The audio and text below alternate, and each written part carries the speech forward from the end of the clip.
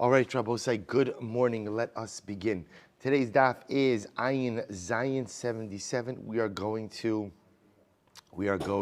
start from Ayin Vav Amud Beis 76b. The Mishnah have a really beautiful daf ahead of us today. I want to begin by thanking our sponsors, our Talmud Torah sponsors, Yoel and Sarah Kelman, for dedicating all the Shir and Drushos this month in appreciation for all of the learning and shiurim from the Kehila. Our week of learning sponsors an anonymous sponsorship in the merit of a Refuah Shalema for Rachel Yehudis Bas Tova Gittel. Daf Yomi sponsorship Samuel Slamowitz in gratitude to his parents, Avram and Rivka Slamowitz, for their consistent guidance in Torah observance, values, and learning. So beautiful. Meir and Chava Weinheber, in memory of Meir's grandmother, Malka Perel Bas Henach Yoser. Also very important, today Zayin Cheshvan is the yahrzeit of the Lubliner Rav, the Rav Meir Shapiro of Lublin, the Rosh Yeshiva Yeshivas Chachmei Lublin, and the founder of Daf Yomi. You know, the Lubliner Rav had no children. He had no children, and he always understood that. He always felt that the Talmidim of his yeshiva were his children. And the truth is, those of us who learn the Daf, we are his spiritual children as well. The avoda of a child is to continue the legacy of the parent. And even though the Lubliner Rav had no biological children, can you imagine the number of spiritual offspring that he has? Every single person who learns the Daf is a spiritual child of Lubliner Rav. So we hope that in the merit of our Talmud Torah, we give our spiritual father, our Rebbe, the Lubliner Rav, Rav Meir Shapiro of Lublin, Zecher Tzaddik v'Kadosh Levracha, his neshama should have an aliyah, and he should enjoy a lichtig Gan Eden. Now, with that, let us begin. Really beautiful. I apologize in advance. There's no math in today's daf. I'm sorry. I know it's going to be an incredible letdown for many of you. But you could chazer yesterday, Amir Tzashem.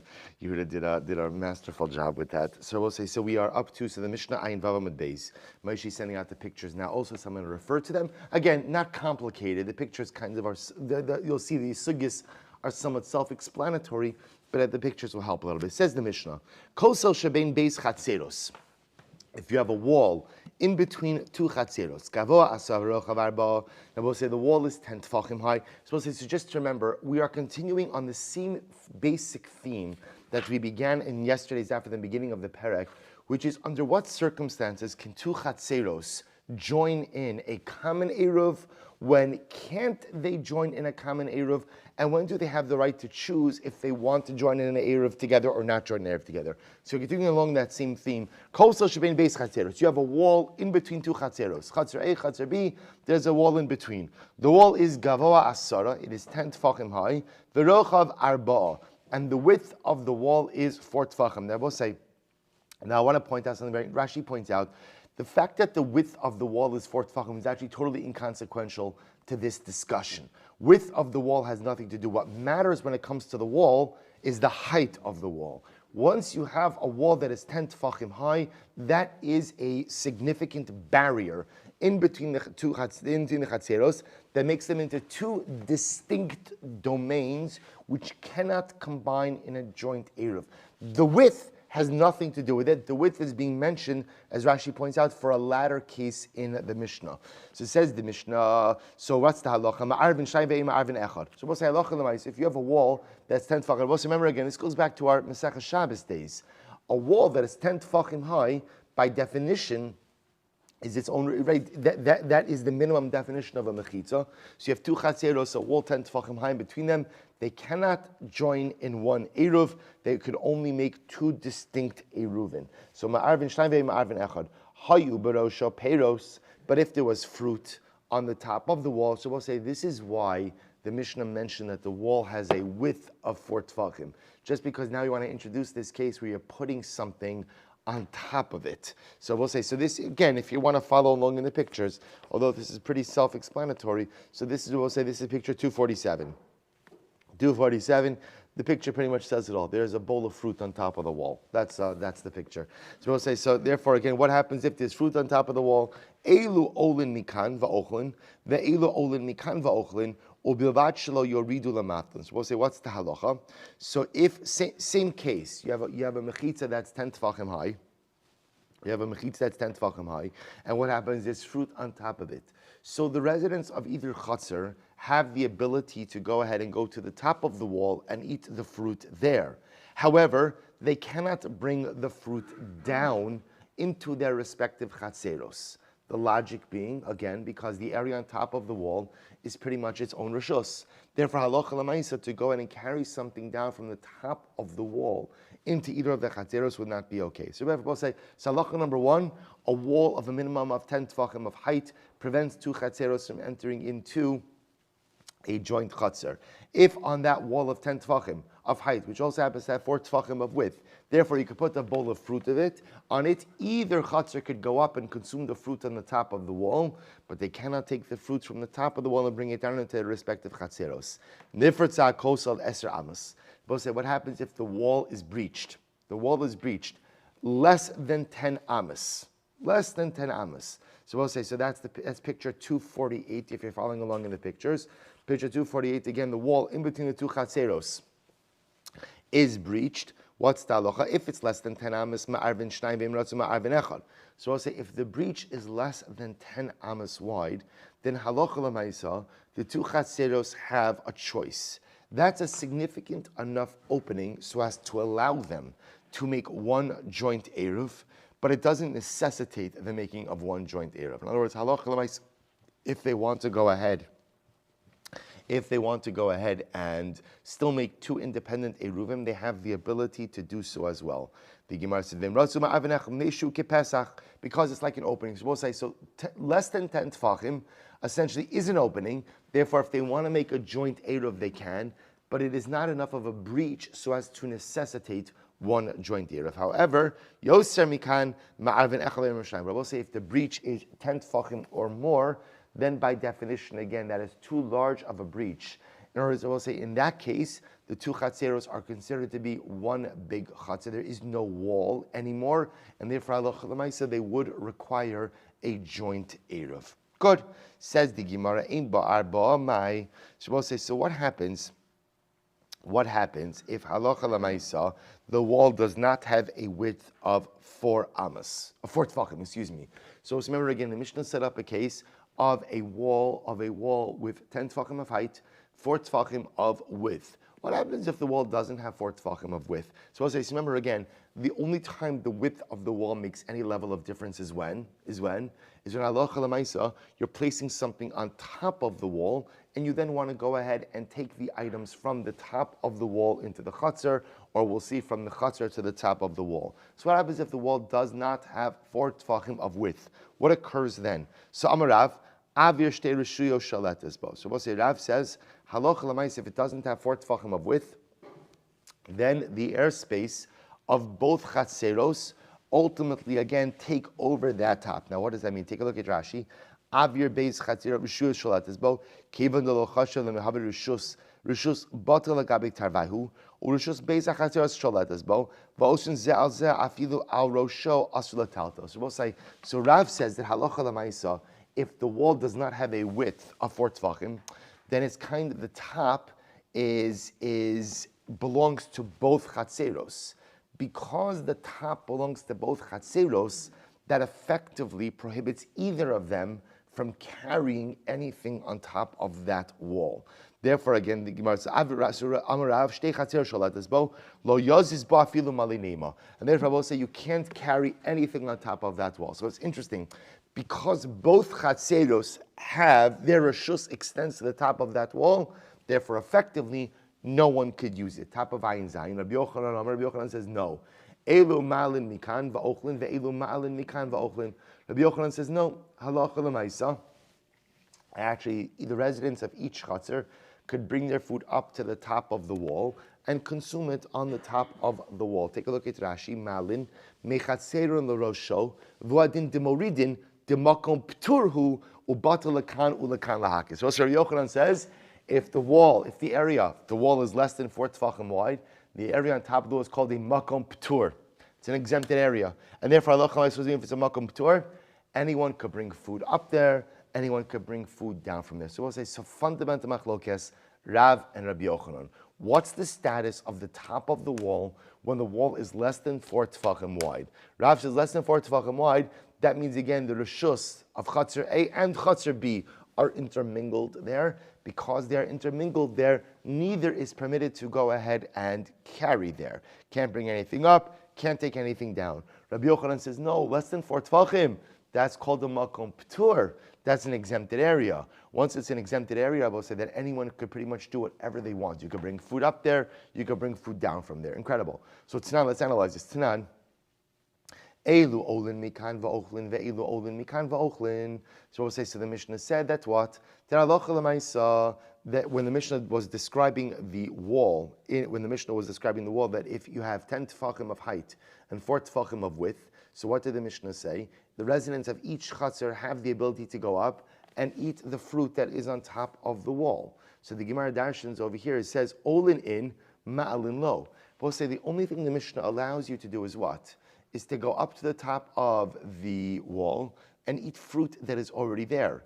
The Mishnah does not give a license to what? To go ahead and bring stuff up there.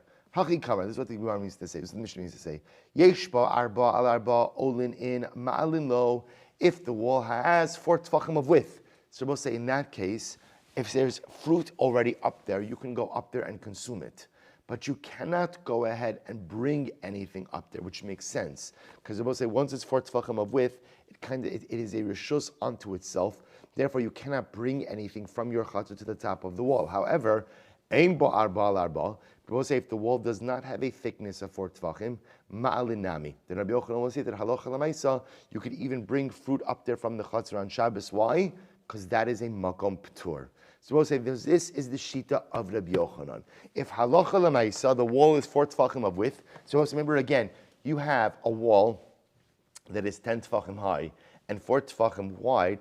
That is a reshus bifnei atzmo, right? That is a domain unto itself. So the Mishnah says, if there's fruit on top of the wall, no problem. You can go up there and eat the fruit. But Rabbi Yochanan will say in that case, you cannot take things down from the wall to the chutzner, from the chutzner to the wall, because the chutzner and the wall are almost 2 different reshuyos. However, says Rabbi Yochanan, if the wall is less than 4 tefachim of width, then it is a makom ptur. Right? It's an exempted area. If it's an exempted area, then halacha l'maisa, you could take things up from the wall, take things down from the wall. Va'az Rabbi Yochanan l'tamei. Rabbi Yochanan continues to go according to his reasoning. What does Rabbi Yochanan say? The Gemara says, "Dechi aser Rav Dimi am Rabbi Yochanan makom she'in ba arba al arba muter libnei rosh hasharabim libnei rosh hashayachal lekasef alav ubivat shelo yachlifu." So we'll say, interesting if we saw this before. Rabbi Yochanan, we'll say this is back to our Shabbos days.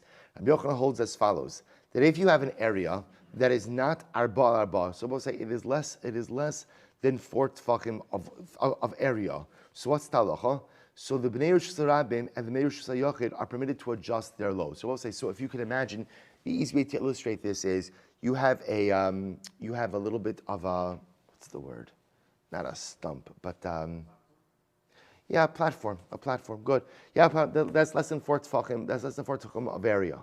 So we'll say the halacha is that both the residents of the Rosh Hashanah and the Rosh Hashanah could use that little platform, or that pillar, could use that little pillar in order to go ahead and adjust their load. Now, how could the members of both Rishiyos use it? Because we'll say it's a makom ptur. It's an area that really escapes definition. It's not a Rosh Hashanah, it's not a Rosh Hashanah, so it's quote unquote an exempted area. So anyone could use it to adjust their load. So the Gemara says, with one exception, I will say, so you can't exploit the area. Now, how would you exploit the area? Because technically speaking, if it is a makom ptur, then what could you technically do? If I'm in Rosh Hashanah and Reuven's in Rosh Hashanah and I want to get him something, what could I do technically? I could transfer it through that exempted domain, through that makom ptur. So that you can't do. You can't exploit the area. So any rishus could use the area, but you can't exploit the area. So I'll say this is Shitas Rabbi Yochanan. Rabbi Yochanan holds that an area that is not arba al arba, an area that is not 4 tefachim by 4 tefachim, is called a makom ptur, and therefore pretty much anyone could utilize it. So again, plugging is back. Therefore, when the wall has less than 4 tefachim of width, Rabbi Yochanan holds it. Halacha l'maisa, you could take things up from the chatzar to the wall, from the wall to the chatzar, not a problem. The Rav, let's say the Rav Dimi, so we'll say, does Rav not hold of the shita of Rav Dimi? So we'll say, it's very interesting. So does Rav not hold of this concept that an area that is less than dalet al dalet is a makom ptur?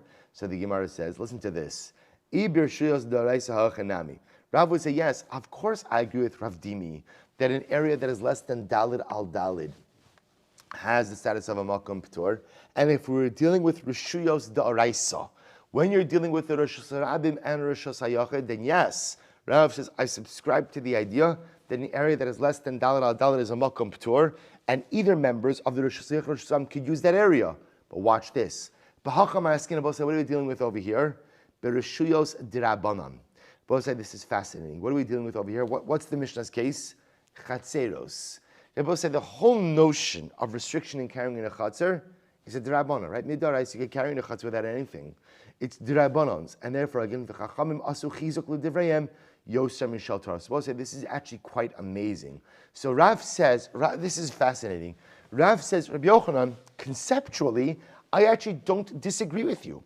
Let me say it differently. Conceptually, I agree with you. Let's say it in the positive. I agree with you that a makom dalid al dalid is a makom p'tur. I agree with that. So I will say, and therefore again, Rav would say, I agree in a case where we have a Rosh Hashanah and Rosh Hashanah and a pillar that's less than dalid al dalid in between them, that both Rishuyos could use that area. That's in Doraisas. In Dirabbanans, we have to be more machmir, which I will say sounds totally counterintuitive, because normally, again, we're more machmir in Doraisa than Dirabbanan. But Rav is espousing over here a very important concept, that sometimes Chazal understood that sometimes people feel that it's okay to go ahead and be more lenient with rabbinic law, which makes sense, because it's not biblical. So therefore, in order to avoid an erosion of rabbinic law, Chazal were sometimes more machmir than da'araisas. We're more machmirs and dirabbanans than da'araisas. So we'll say, how does that chumrah play out? This is incredible. How does the chumrah play out? It plays out like this. That normally Rav will say, a makom dalet al dalet is a makom p'tur when you're dealing with rishuyos da'araisa. But when you're dealing with rishuyos dirabbanan, as we are dealing with over here, in this case, I will say, we're talking about a wall in between two chatzeros. Everything here is a dirabbanan. Rav will say, because it is dirabbanan, therefore what? We will be more machmir. And therefore, in this case, we will not allow a makom dalet al dalet to serve as a makom p'tur. I will say, it's an incredible insight. So it turns out that Rav and Rabbi Yochanan aren't actually disagreeing in their principles. Everyone agrees that a makom that's not dalet al dalet is a makom p'tur. Rabbi Yochanan says that status applies in any case of rishuyos, whether they're doraisas or drabbanans. Rav says no. That only time you can be mekel is incredible. Right? Listen to this. The only time you can be mekel is in rishuyos doraisa.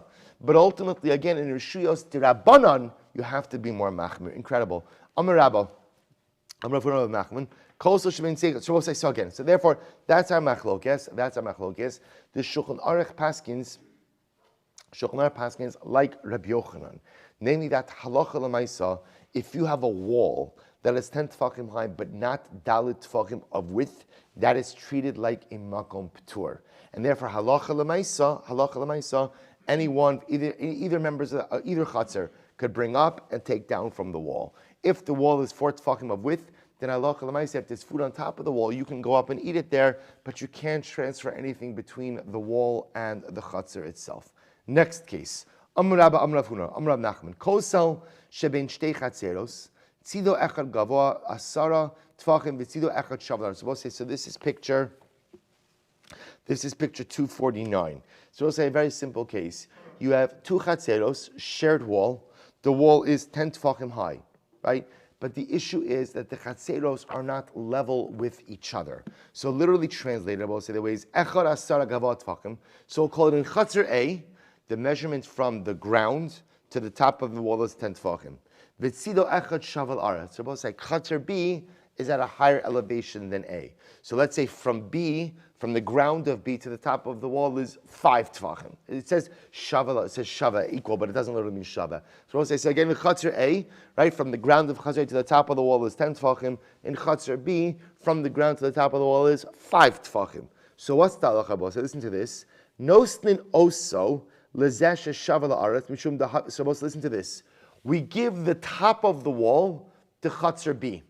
We give the top of the wall, the usage of the area of the top of the wall to Chatzer B. Look at Rashi. Nosnin also, it's right across in Rashi. Lahalos ulahorid me'ala v'chaver aser. So we'll say in that case, we will say Chatzer B, the usage of the top of the wall goes to you, and Chatzer A cannot use the top of the wall. What's the logic? Nosin osel lezesh shaval aretz. We give it to Chatzar B, to the Chatzar that has less height of the wall in its rishus. Mishum dahavi lezet tashmisho benachos ulezet tashmisho bekasha. Because Rabbi say for Chatzar B, use of the top of the wall is quote unquote easy, and for Chatzar A it's more difficult. Anytime you have a domain that for one chatzar has ease of use and one chatzar doesn't have ease of use. V'chol lezeh benachos ulezeh bakasha nosten oseh lezeh shetashmisho benachos. So we'll say the Gemara over here espouses a principle. Whenever you have an area that for one rishus is easily usable and for one rishus is more difficult to use, you give it to the rishus that has the greater ease of use. So in this case over here, use of the top of the wall is obviously easier for Chatzar B, because for Chatzar B it's only 5 tefachim to the top of the wall. So therefore it's easier for them to use the top. For Chatzar A, it's more difficult to use the top. Therefore, halacha l'maisa, we will give the rights of the top of the wall, ultimately again, to Chatzar B. Rav Shizki, Rav Nachman, we'll say similar case, just opposite direction. Charetz shebein shtei chatzeros. We'll say what happens if you have literally a ditch in between two chatzeros. Tzido echad amok asara v'tzido echad shaval aretz. So we'll say this is picture 250. Same idea, just the reverse direction. Instead of a wall, we're talking about a ditch. So we'll say so again. Chatzar A has 10 tefachim of depth, right? So Chatzar A has a greater height than Chatzar B. So from the ground of Chatzar A to the bottom of the ditch is 10 tefachim. Chatzar B is at a lower elevation. So say for Chatzar B, it's only 5 tefachim from the ground of Chatzar B to the bottom of the ditch. So what do we do in this case, Rabbi Osai? So the Gemara says, we will give the rights in the ditch to the Chatzar which has the lower elevation. In other words, Chatzar B in this case, which is lower to the ground of the ditch. Mishum, we'll say same principle. Mishum dahavile lezet hashmisho benachos or lezet hashmisho bekasha v'chulei. So we'll say, so again, whenever you have an area that borders two rishuyos, one rishus has ease of use, one rishus has more complicated use. The halacha says we give the area to the rishus that has greater ease of use. Good. So we'll say, so the Gemara asks an obvious question. Why do you have to illustrate this concept both with a ditch and a wall? It's the same idea, I'll say. There's no chiluk between a ditch and a wall. It's whenever you have an area, right, either a height or a depth, and you have two rishuyas that border on this area. One has one is at an elevation, one is not at an elevation. We give either the wall or the ditch ultimately to the chatzah that has the greatest ease of use. So in the wall case, we'll give it to the chatzah that has the greater elevation. In the ditch case, we'll give it to the chatzah that has the lower elevation. But why do you have to illustrate this concept with a wall and a ditch? It's the same principle. I'll tell you why, says the Gemara. This is fascinating. So I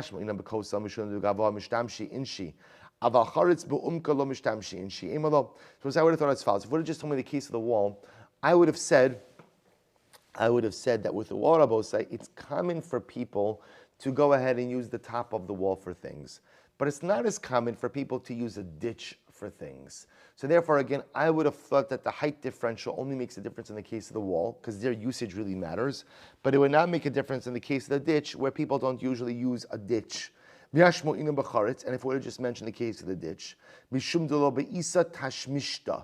we'll see, interestingly enough, in the case of a ditch, one is never concerned that what they put on the top of the ditch is going to fall off and get damaged. Right? They will say one good thing about using a ditch is the item is pretty secure. Also in the case of a wall, where again we could say maybe people don't usually use the top of the wall for stuff, since halacha l'maisa stuff could blow off or stuff could get damaged. So maybe again the height differential doesn't make a difference. Therefore tzricha. So they will say halacha l'maisa we need both cases. I wouldn't have been able. But again, the principle is the same. The principle of the lashon is. Then I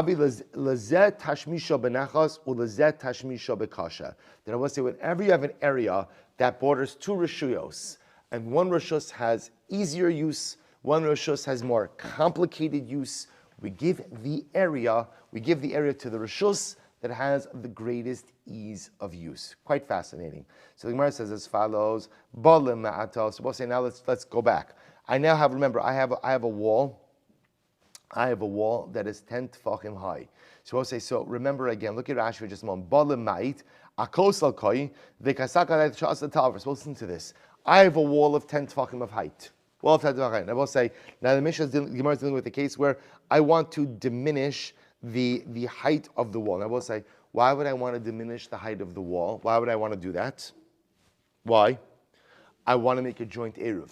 Right? Remember again, as we pointed out, this was the Mishnah. The Mishnah taught me that when I have a wall that is 10 tefachim high, that by definition divides the two chatzeros. So the two chatzeros cannot join in there. Remember again, we just got caught up a little bit more in a discussion about the width of the wall, the top of the wall, but the primary discussion over here is actually when can you make a joint eruv, when do you have to make separate eruvim? So if you have a mechitza, if you have a wall of 10 tefachim of height, nobody cares about the width, doesn't matter for this purpose.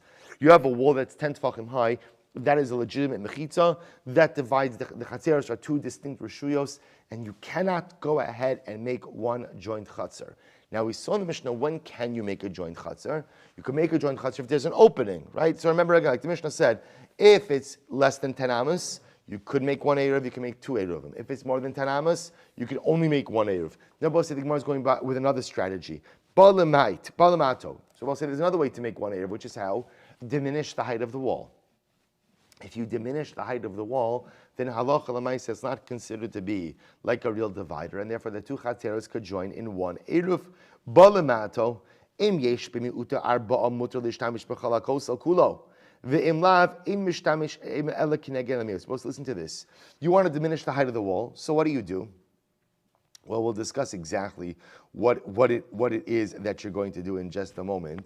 I will say, if you look at, so Rashi says over here, sha'asa tel afar. Maybe what it's doing is you're making a pile of dirt. We're going to be more specific in just a moment. You make a pile of dirt in front of the wall, thereby diminishing the height. So the Mishnah says as follows. If the area, let's say the pile of dirt, is at least 4 tefachim wide, then mutar lishtamish b'chalakos al kulo. Then you are permitted to go ahead and use the entire top of the wall. Ve'im lav, but if halacha l'maisa, the height of the pile of dirt, again we'll define this case in just a moment. Ve'im lav, if it's not 4 tefachim of height, ein mishtamish ela kineged hamiyut. You could only go ahead and use the area on the top of the wall that's directly opposite the pile of dirt. So we'll see what the Gemara is saying. If you're making a pile of dirt to diminish the height of the wall, so if the area of dirt is 4 tefachim wide, then you could use the entire area on the top of the wall. But if the pile of dirt is less than 4 tefachim of wide, you can only go ahead and use the top of the wall opposite the pile of dirt. It doesn't make any sense. Manav shach. I don't understand. We'll say either what you're doing diminishes the entire wall, in which case you could go ahead and use the top of the wall throughout the entire wall. Iloahani, but if your pile of dirt does not help to diminish the wall in its entirety, afilu kineged hamiut namilo. You should not be permitted to go in and use the top of the wall, even opposite the pile of dirt. To which the Gemara says, Rabina, what's the case? Kegon sha'akar chulya merosho. So I'll say very interesting. So Rabina says, no. The way you're diminishing the wall, we'll say in this case, according to Rabina, is not by building up from the base of the wall, diminishing it like that, but rather you removed a row of bricks from the top of the wall. We'll say this is picture 251. You went ahead and you removed some of the bricks from the top of the wall. But say, look at Rashi for just a moment. Says Rashi, Rabina, lav milamata askinon the hasam vaday bitzir medal lo mahani lemidi el kagon shakar chuya merosho megov hoshal kosel kari roshoki. It's not hari berosha peros hilchach yav miutarba orech havi pischa lechala kosel. But seriously, let's listen to this. Ravina says you're removing bricks ultimately from the top of the wall. Say if you removed 4 tefachim of width, then ultimately, again, that permits the entire top of the wall, because then that becomes an opening. But if halacha l'maisa, again, you didn't go ahead and remove 4 tefachim of bricks, then halacha l'maisa, that is totally inconsequential. Says the Gemara, Amra Vichil, next case, kafa sal safa mimayit. Well, listen to this case. You took a safal is like a basin. So we'll say, imagine for just a moment, you have a wall that's 10 tefachim high. We'll say, what's your goal? Your goal is to diminish the height of the wall. So we'll say, so what did I do? I take a basin, I overturn it, and I put it by the base of the wall. Thereby, again, we'll say, quote unquote, diminishing the height of the wall. So says the Gemara. So if you go as kafa safa mamait, if you went ahead and you put a upside down basin by the base of the wall, you have effectively diminished the height of the wall. To which the Gemara says, Va'amai, why is that? Davar hanitel b'Shabbosu, the davar hanitel b'Shabbos. They both say a basin could be moved on Shabbos. So why does the act of placing a basin at the base of the wall diminish the height of the wall? The basin could just easily be what? Be removed. In which case, how does it diminish the height? To which the Gemara says, Lo tzricha dechabre ba'ara. You went ahead and said, what did you do? You attached it to the ground. Now, b'pashtus, we'll see this later on, the way the Gemara assumes, Rashi will explain this later, the way the Gemara assumes that you're attaching the pot to the ground is how? By just putting earth on top of the pot. So you put some earth on top of the pot, thereby, quote unquote, attaching it to the ground. Vechichabre ba'ara maihavi. Rabbi saying, at the end of the day, if you attach it to the ground, what does that do? V'hatanya, paga shet mina b'teven, v'charara shet mina b'gichalim, Megula Miktsasa Nitla B'Shabbos. So we'll say we actually had this in the Smichas Chavashir, in the Muktzah Shir last week, in our first year. We'll say this idea of what happens if you go ahead. We'll say this is the case over here is you took a paga. Paga is an unripe fig, and apparently again the way they used to go ahead and ripen figs was to go ahead and put it in straw. Or you have a biscuit, right? You have a piece of a loaf of bread that you want to keep warm, so you put it in coals. So straw is muktzah, coals are muktzah. So what's the halacha? As long as part of the fig is visible, so that you can go ahead and pull out the fig without touching anything else, or part of the bread or the biscuit is visible, so you could pull it out, even if you end up moving straw, or you end up going ahead and moving the coals, that's going to be okay. So I'll say it's the same thing. It's very nice that you covered the basin with dirt, but again, halacha l'maisa, as long as I can grab onto part of the basin and pull it out, even if some of the dirt moves, that's not my problem. That's not problematic on Shabbos. To which the Gemara says, what's the case? The isle ognayim. Both say the case is where the basin has a lip. If you take a look, this is picture number 252. So you can see over here the basin. So the basin itself, again, you put dirt around it to kind of cement it to the ground. The problem is the basin itself has a lip. So we'll say, what's the problem with the lip? The problem with the lip is that when you end up pulling the basin, some of the dirt is going to get caught in the lip and it's going to come with the basin. Oh, so then you're mamish actively moving dirt on Shabbos. That's going to be a problem. That's going to be a problem. To which the Gemara says, okay, there's a lot. Rashi says, it's like Nayim, ke'ein sfalim shalanu, the achshav afar munach alein, v'havi maziz afar mimkomo, v'doma lechofer. So what's just interesting? What's the problem moving dirt? It's interestingly enough, you see, I will say, we assume the problem moving dirt is muktzah. Rashi points out over here, the act of moving dirt around on Shabbos is also a problem of chofer, of digging, of chafira on Shabbos. Chofer. So I'll say, so ultimately again, so what's the case? To which the Gemara says, V'chi isli agnayim maihavi. I don't understand, even if halacha l'maisa, it has a lip, who cares?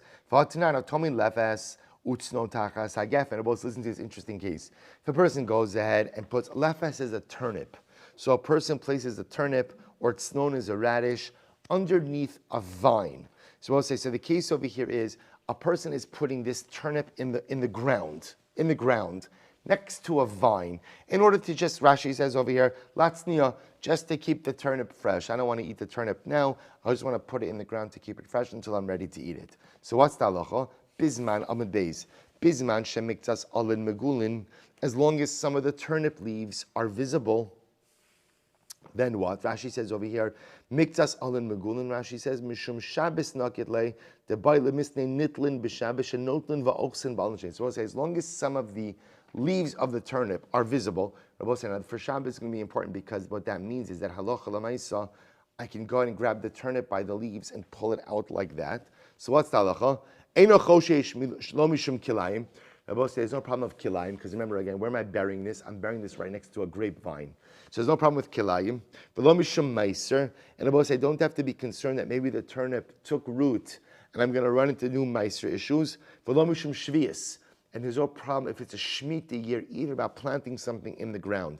Vini talin b'Shabbos. And Rabbi said, halacha l'maisa, you are permitted to go ahead and remove this turnip on Shabbos, which I will say ultimately seems to indicate that halacha l'maisa, even if you end up dragging some dirt along with this turnip, it's not a problem. Both say, from a muktzah perspective, we spoke about this. This is the tiltul minatzad, indirect movement of muktzah. You're allowed to go and indirectly move muktzah for a permitted item. So one says, what's the big deal? Even if there is a lip on the pot, why should it matter? To which the Gemara says, Lo tzricha debai mari v'chatzin. Rabbi said, the case over here is where you really embedded the pot at the base of the ladder. So you really embedded the pot. How can you tell you really embedded the pot? Then in order to remove the pot, you would need like a shovel, right? Or a spade, or you would need instruments in order to remove the pot. Today, Rabbi say, Allah is teaching me is that if you go ahead and you embed a basin at the foot of the wall, that actively diminishes the height of the mechitza. What's the definition of embedding? That it's there in a strong enough way that in order to remove it, you would need some type of tool in order to do it. You cannot remove it with your hands. Shabbos says, so again, remember, what are we trying to accomplish? Why are you trying to diminish the height of the wall? Remember again, Shabbos, let's get back to our original discussion. The whole issue with this wall in between the chatzeros is whether or not you have to make two separate Eruvim for chatzeros A and B, or you can make one joint Eruv. What the Mishnah taught me is that halacha l'maisa, when I have a mechitza of 10 tfachim or more, you must make two different chatzeros. Two different eruvim. So what I'm trying to do is I'm trying to diminish the wall. Why do I want to diminish the wall? Why? I want one joint eruv. So therefore, the Mishnah teaches me that halacha l'maisa, there are different ways to diminish a wall. It is true, you could remove a layer of bricks from the top of the wall. What else can you do? Build up the height at the base of the wall. So if you build up the height, that's also called the diminution of the height, and therefore, technically speaking, you could go ahead and make one Eruv based on that. The Gemara goes weiter. We'll say more examples of diminishing the height. Sulam ha-mitzri einu mamait v'tsuri mamait. We'll say if you put an Egyptian ladder by your wall, it does not diminish the height of the wall, but a tsuri ladder will. So Gemara says, okay, heichi dami sulam ha-mitzri. We'll say, what is an Egyptian ladder? Amri debei Rabbi Yanai kol she'ein lo arba chavokim. It is any ladder that does not have 4 rungs. So let's say if you take a look at this is picture number 253. It's great. It's a picture of a 3-rung ladder. So just in case you couldn't use your imagination for this one. So I'll say, a sulam mitzri is any. I was about to say, you know what it is? What do they call it? Like the little ladders you have in your house? Step stool. Yeah, step stool, right? So I'll say, so that's what it is. It's a little ladder. So what does it mean it's a little ladder? People move it around all over the place. So we'll say, so because it's small and it's easily movable, therefore halacha l'maisa does not work as a miyut for the wall. My time in the sulam arisi de lo memait. So we'll say, why is it that halacha l'maisa, a sulam mitzri, does not go ahead and diminish the wall? So Amar lei lo shmiya lecha ha the Amar of Achabar Ada. Amar of Hamuna Amarav, Mishum Dahavele Davar Shenitel B'Shabbos. Because we'll say the Sulam HaNitzri is something that is moved on Shabbos, or also because it's so small. And because by definition, Sulam HaNitzri is meant to be mobile, it's movable even on Shabbos. And because it's movable on Shabbos, therefore halacha l'maisa what? Therefore halacha l'maisa, it doesn't count to diminish the height of the wall. That's the chap of the Sabbath. So we're beginning to see you could diminish the height of the wall essentially if you create an entranceway on the wall. So far so, you can remove a row of bricks, actually make it lower, that's easy. You could embed something at the base. The case of a ladder, I will say, is since I'm creating an entranceway to the top of the wall, that by definition diminishes height, but it only works if it's a permanent entrance. Entrance is the wrong word. If it's a permanent access. But a sulam ha-mitzri, which doesn't provide permanent access, why not? Because since it's small, it's the step stool. So since it's small, it's easily moved. And anything that could be moved around on Shabbos, by definition, does not diminish the height of the wall. So we'll say, explain to me then, because apparently a sulam tsuri is also not such a big ladder. Not such a big ladder. So why is it, Rabbosai, that the Gemara said the sulam tsuri, right, the tsurian ladder, that does diminish the height of the wall. The mitzri ladder does not, to which the Gemara says, hasam kovdo kovo. So apparently Rabbosai that the sulam tsuri is very heavy.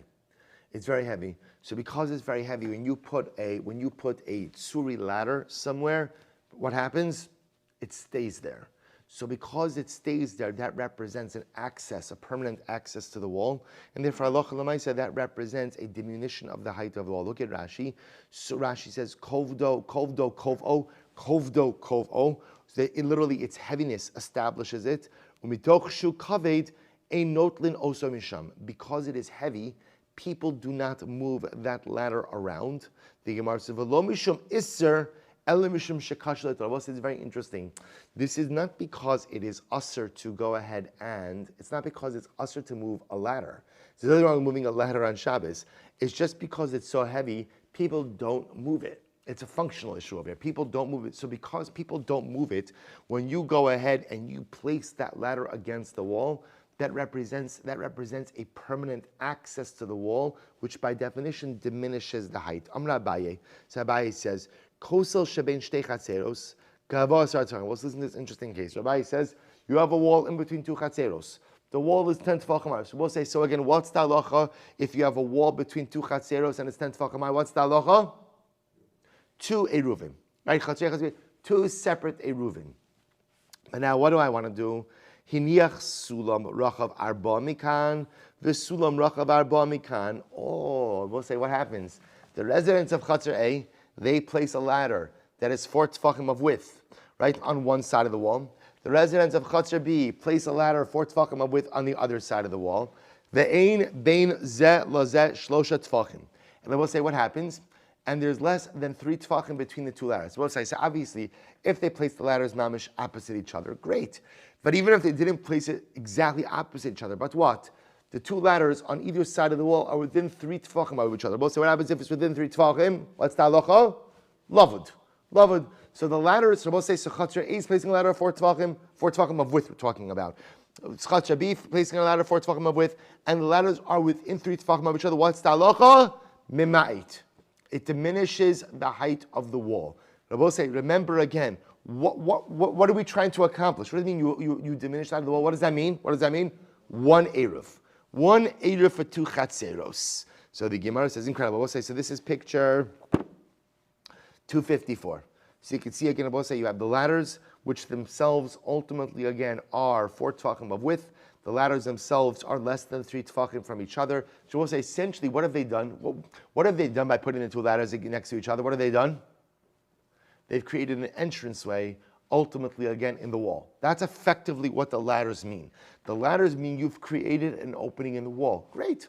Well, once there's an opening of more than 4 tefachim in the wall, they don't have an obligation to make 1 eruv, but they have the ability to make 1 eruv. So once you go ahead and you make an opening of 4 tefachim, then halacha l'maaseh you could join in 1 joint eruv. However, shlosha eino mamayit. Rabbi say if halacha l'maaseh there's more than 3 tefachim in between the ladders, then it doesn't count as the creation of an entranceway, and therefore again halacha l'maaseh they can't go ahead and make 1 eruv together. But Rabbi say v'lo amran. But Rabbi say watch this. So here's what we have so far. Chatzer A and Chatzer B both take a ladder.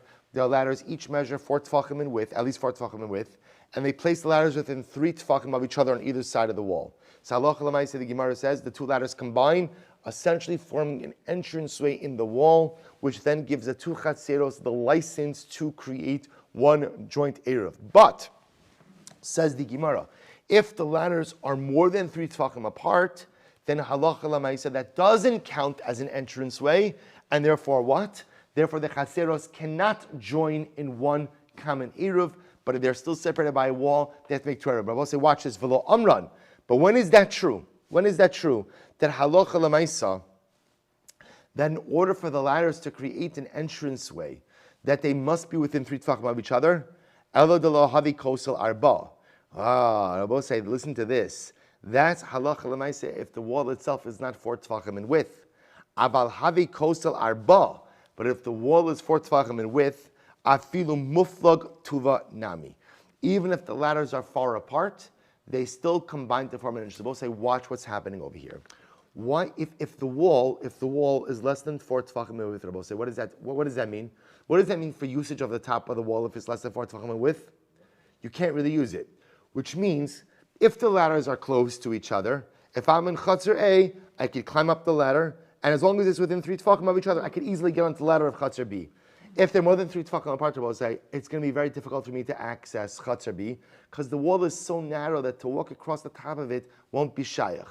But says the Gemara, if the wall has substance to it, the wall is 4 tefachim or more, then what? Even if the 2 ladders are greater distance from each other, not a problem. I could climb up the ladder in Chatzar A, and then what? And then what? Walk across the wall, then go down Chatzar B. It's incredible. So it's incredible. So you want to go ahead and you want to allow Chatzar A and Chatzar B to go ahead and join in a common Eruv, despite the fact that there is a mechitza more than 10 tefachim apart. So the Gemara has 2 ways. If the wall is less than 4 tefachim of width, then einachinami, each Chatzar could put a ladder of 4 tefachim of width, as long as they're within 3 tefachim of each other on either side of the wall, it works. But if the wall itself is more than 4 tefachim of width, therefore the top of the wall is usable, then even if the ladders are further apart, it's not a problem. Because I can go ahead and go up the ladder in Chatzar A, walk across the wall, because since it's 4 tefachim of width, I have room to walk. The top of the wall is usable, and I could go down the ladder on Chatzar B side, and they could combine together. Amrav Bibi, Amrav Baye. Bane Itztava, Gabi Itztava. We'll say, listen to this case. Let's say you built a platform on top of a platform. So we'll say, so just so you see this is picture 256 and 257. We'll see there's 2 different cases here. So we'll say, so watch this. You built a platform on top of a platform. So im yesh be'itztava hatachtona arba'a memait. So we'll listen to this. If the bottom, so we'll say, this is going back to what we said before, where you want to diminish the height of the wall by placing some type of platform at the base of the wall. So in this case, you're building an itztava. Itztava also just literally means a platform. You build a platform. So if the bottom platform has 4 tefachim, so also you need an area of 4 tefachim in order to create a true diminution in the height of the wall. So if the bottom itztava is 4 tefachim, great, you've diminished the height of the wall. Inami ein betachtona arba v'yesh be'alyona arba ve'ein bein zeh b'zeh shlosh tefachim. Also listen to this. But if, let's say, the bottom platform doesn't have 4 tefachim, but the upper platform does have 4 tefachim, and the upper platform is within 3 tefachim of the lower platform, then what? That works as well. So also you can see these are the 2 pictures over here. Picture 256 is a picture of where the bottom platform is 4 tefachim. So that's great. In that case, really the upper platform doesn't really do all that much. But halacha l'maisa 257, the bottom platform is less than 4 tefachim of width, but the upper platform is 4 tefachim of width, and the upper platform is lavud, is within 3 tefachim to the lower platform. That creates an effective diminution, ultimately again in the wall. One more case, also then we'll stop. Sulam sheshlivosav parchos. So what's this interesting case? If you have literally again, it literally translated, it means a ladder with flying steps. Parchos means floating or flying steps. So we'll say, what's the case?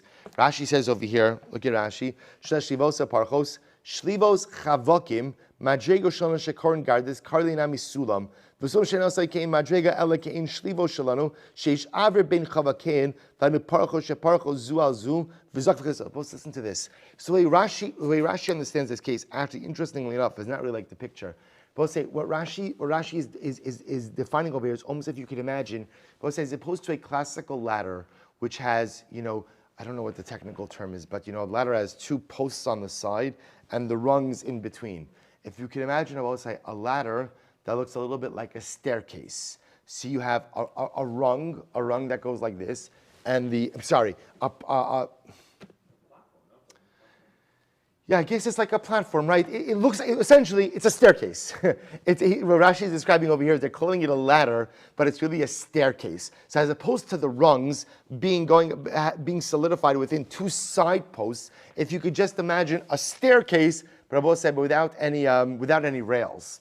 It's a staircase without any rails. So that's, now again, the picture doesn't define it that way because there's another Girsa in Rashi. But again, look at it. It says, Sulam sheshlivosa parchos, im yesh b'shliva tachtona arba memait. So we'll say, if the bottom rung, and we'll say this, you could see, again, he's not looking at it as the pictures over here are not describing it as a staircase, but you can look at it, picture 258. If the bottom rung of the ladder has 4 tefachim of width, then memait. The Rebbe said that effectively diminishes the height of the wall. The bottom rung does not have 4 tefachim. The yesh b'shliva ha'alyona arba. but the upper rung does have 4 tefachim. Ve'ein bein zeh lozeh shloshim amayit. So we'll say this is interesting. Same case as before. Then we'll say interesting of our beginning to see it as follows.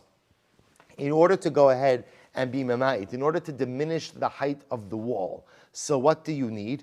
Halacha l'maisa, you need an area of 4 tefachim.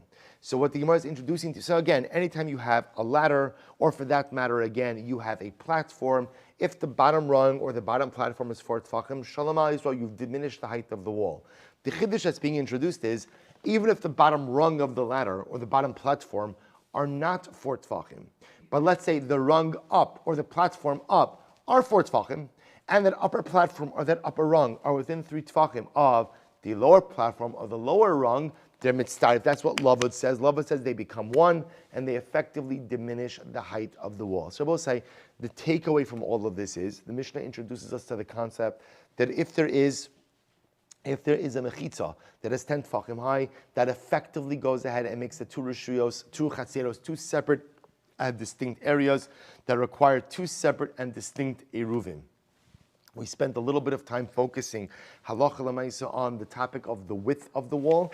We saw the position of Rabbi Yochanan that halacha l'maisa, if the area on top of the wall is 4 tefachim, each chutzner could use the top of the wall, and if there's food on top of the wall, they could each eat food on top of the wall. But if it's 4 tefachim wide, you cannot take from the chutzner to the wall or from the wall to the chutzner. What happens if it's less than 4 tefachim?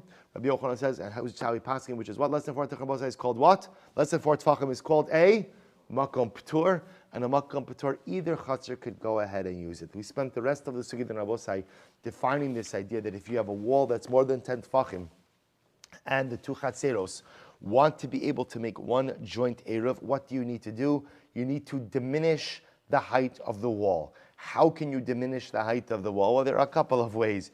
You could remove a row of bricks or 2. That's certainly the easy. I will say, obviously, all this is happening before Shabbos.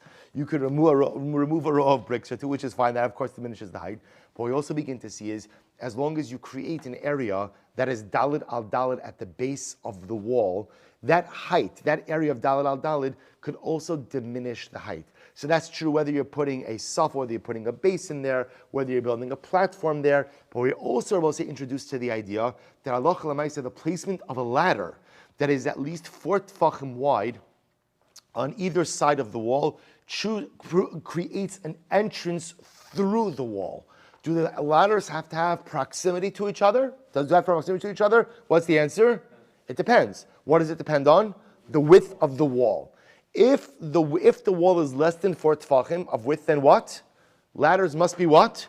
Within 3 tefachim of each other. Love it. Because they're both saying, since I can't really use the top of the wall because it's too narrow for use, the ladders must be in close proximity to each other in order to create an entranceway.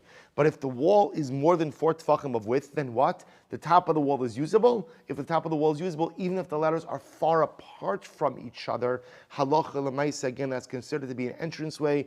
The wall is considered to be there's an entranceway considered to have been created, and therefore the chatzeros have the right, if they choose, to make one joint eruv. We'll stop over here. We'll continue with some more of these cases in Meretz Hashem tomorrow.